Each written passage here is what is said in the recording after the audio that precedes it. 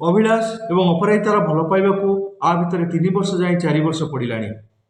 ଏହାରି ଭିତରେ ଅପରାଜିତା ଡିପ୍ଲୋମା ସାରିଲାଣି। ଏବେ ଆପ୍ରେଣ୍ଟିସିପ୍ କରୁଛି, ତାହା ପୁଣି ପୁରୀ ଇରିଗେସନରେ।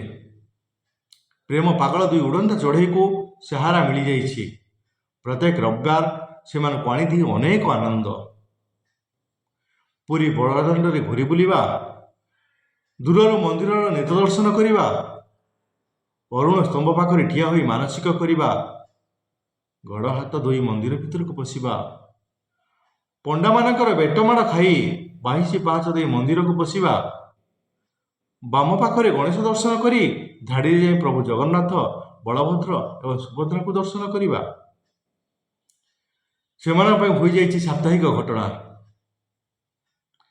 ମା ଲକ୍ଷ୍ମୀଙ୍କର ମନ୍ଦିରରେ ଦୀପ ଜାଳି ଲକ୍ଷ୍ମୀ ବନ୍ଦନା ଗାଇ ଅଭିଳାଷକୁ ନିଜର କରିବା ପାଇଁ ଅନେକ ଥର ପ୍ରାର୍ଥନା କରି ମାଙ୍କର ପାଖରୁ ଶଙ୍ଖା, ସିନ୍ଦୁର ଆଉ ବ୍ରତ ଆଣିଛି ଅପରାଜିତା। ତାହାର କିଛି ହିସାବ ନାହିଁ। ଦୁହେଁ ଏକାଠି ଅନେକ ଥର ଅଭଡ଼ା ଖାଇ ଜଗାକୁ ସାକ୍ଷୀ ରଖି 7 ଜନ୍ମ ପାଇଁ ସାଥୀ ହୋଇ ରହିବାକୁ ଶପଥ ନେଇଛନ୍ତି। ଜନ୍ମ ଜନ୍ମାନ୍ତର ପାଇଁ ଏକାଠି ରହିବାକୁ ସଂକଳ୍ପ କରିଛନ୍ତି। ଏମିତିକି ଅଭିଳାଷର ନାଁରେ ସିନ୍ଦୁର ନାଇଛି ଅପରାଜିତା।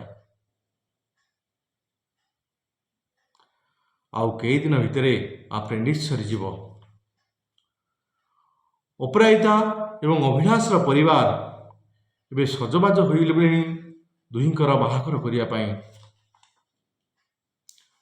ଲୋକମାନଙ୍କର ଟାହି ଟପରା ଏବଂ ନିନ୍ଦା ସହି ନପାରି ଉଭୟ ପରିବାର ସ୍ଥିର କରିଛନ୍ତି ଦୁହିଁଙ୍କର ବିବାହ କରିନେବେ।